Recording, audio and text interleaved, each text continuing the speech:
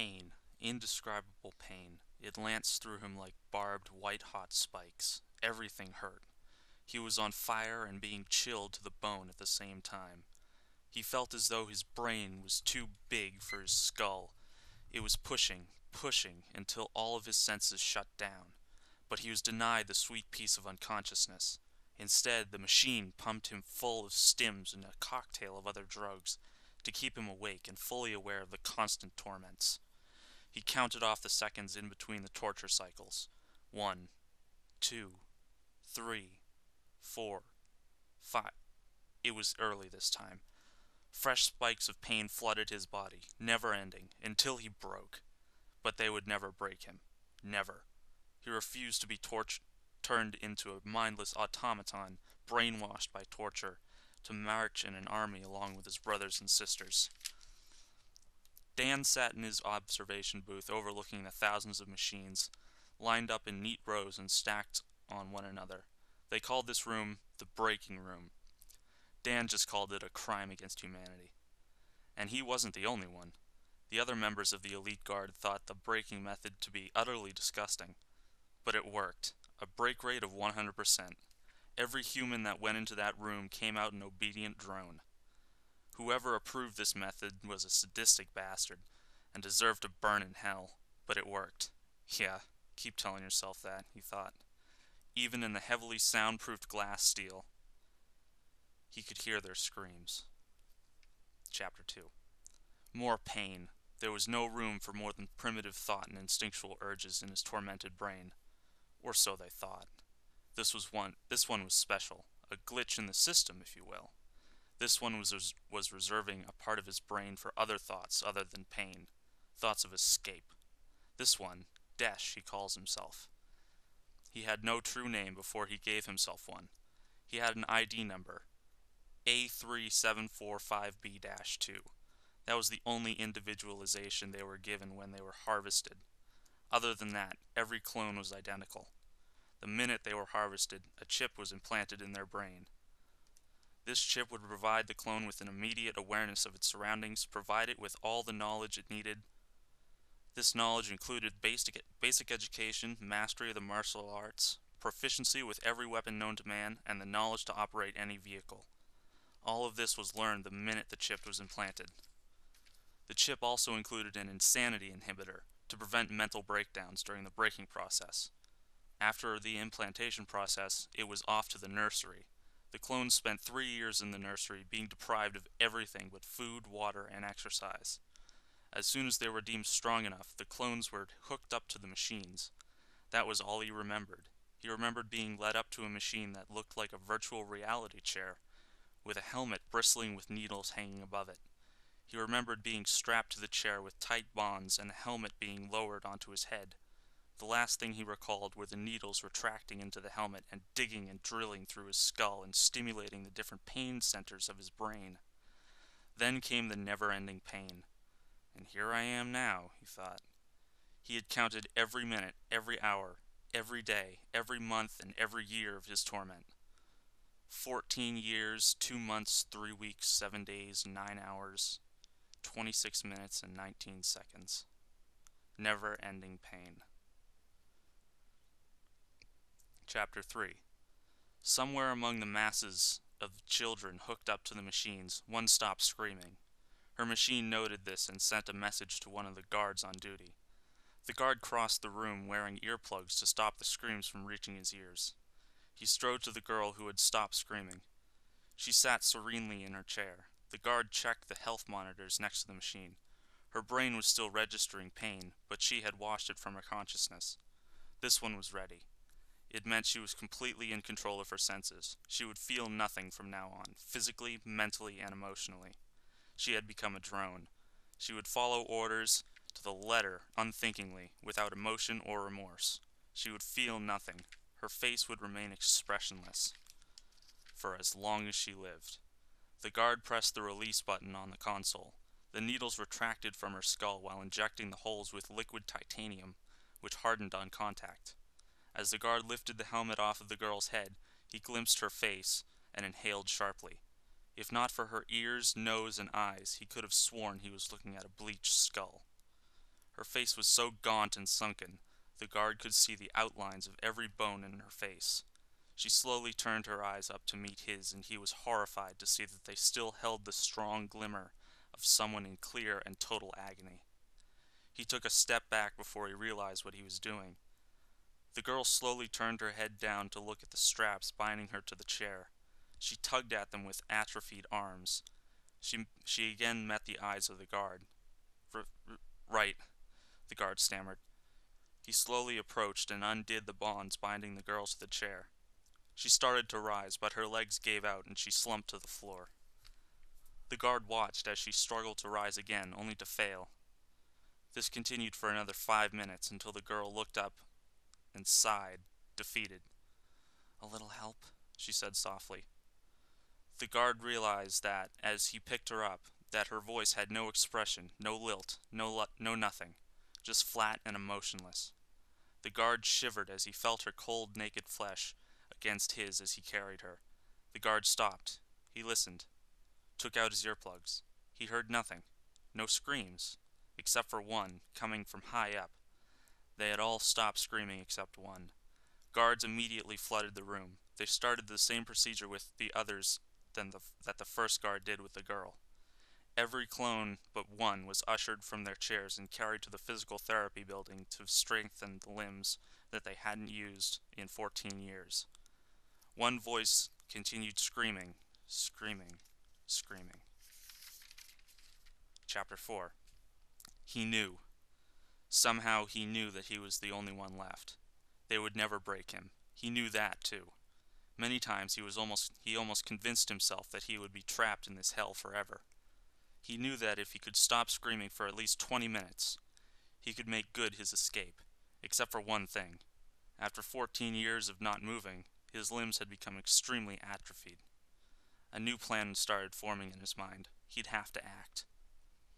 Dash gathered all of his mental concentration and stopped screaming. It took every ounce of his will to complete the task, and even more to keep from screaming. The pain was too great. He counted off the minutes. 1, 2, 3. "Hey, the last one is ready," Dan announced into the PA. Finally, he thought. Last of the batch. "Roger, I'll get right on it," came the reply. The job was finally done. 14-something years of sitting on your ass and doing nothing but watch kids being tortured will seriously disturb you. Dan reached over and picked up his energy drink from the console. As he drank it, he tried to put himself in the shoes of those poor kids. Their only childhood memory was needles being driven into their brains. Then nothing but pain. Dan shivered, but the temperature in the booth was a warm 75 degrees. "Fucking terrible," he mumbled. He tried to imagine what it was like to be a drone, feeling nothing, thinking about nothing but the job at hand. Did they like entertainment? Did they have a desire for love? No, wait. Love was an emotion. They felt no emotion. What about urges then? Urges for company, sex, or physical contact? They were just kids after all. Kids crave physical contact. To be held, to be touched. Primal urges are hard to suppress when there was nothing else going on inside. Dan finished his drink and threw it into the incinerator. He watched as the can melted into a lump of slag as the incinerator started its recycle process. Dash withstood the pain without screaming for 10 whole minutes. Then suddenly, the pain stopped. "Okay, buddy, let's get you out of there," he heard the guard say.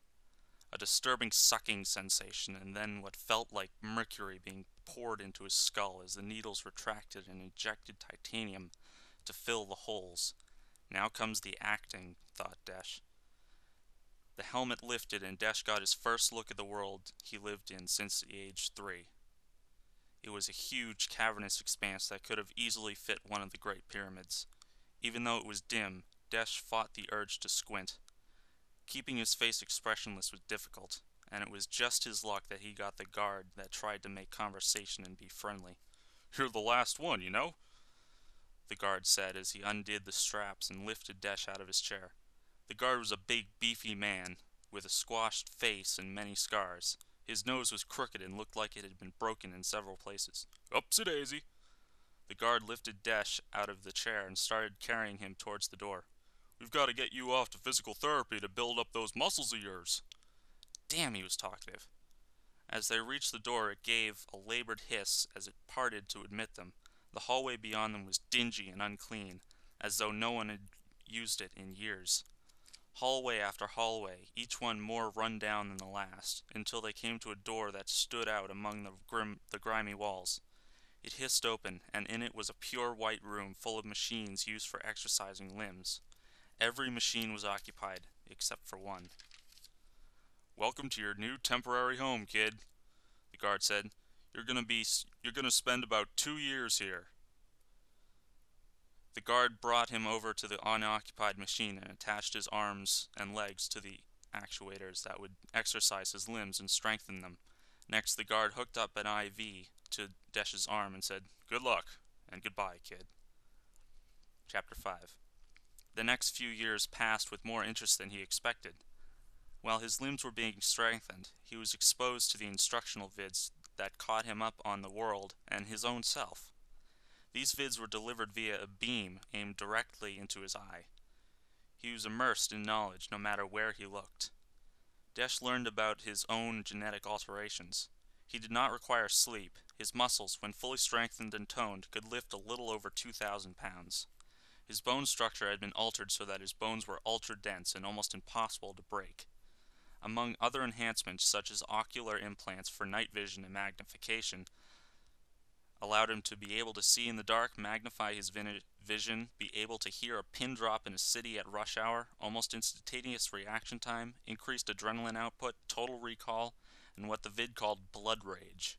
Apparently, when a drone was heavily injured or close to death, a gland released a chemical into the system that gave instantaneous strength, energy, stopped bleeding, and prevented the drone from going into shock. The downside of this chemical was that the drone lost control of its emotions and went into a berserking rage, discarding all advanced weaponry and tearing at its enemy with nails and teeth. The only way to stop this rage is to completely use up its energy. At that point, the drone collapses into a coma until it can regain its energy. Not a very good advantage in battle, but it cuts down on fatalities. Along with learning more about himself, Desh learned about the world around him. It was 2154. Mars had been colonized 70 years ago, and now they were asking for independence from Earth. When the Earth governments refused, Mars revolted and started a war. Calling themselves the Resistance, the Mars colony proceeded to build an army.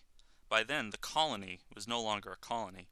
It was a fully fledged civilization. Over 2 billion people lived on Mars, and every single one of them was demanding freedom and total separation from Earth. Mars was a self-sustaining world and no longer needed Earth, but the Earth governments still wanted income from the minerals harvested there. Thus the conflict. It started with Earth hiring privateers to raid Mars's trade routes throughout space. Mars still wanted to trade with Earth, but they were trying to sell minerals to Earth, not give up part of their income to the planet. Next came the retaliation from Mars by setting up terrorist cells at key capitals of Earth. It was a harsh and uncalled for action, but it gave Mars what it wanted in the first place, a war for freedom. It turned out that the Mars government had seen the conflict coming and started building an army and researching new technologies a few years after colonization was complete. This gave them time to produce genetically enhanced super soldiers.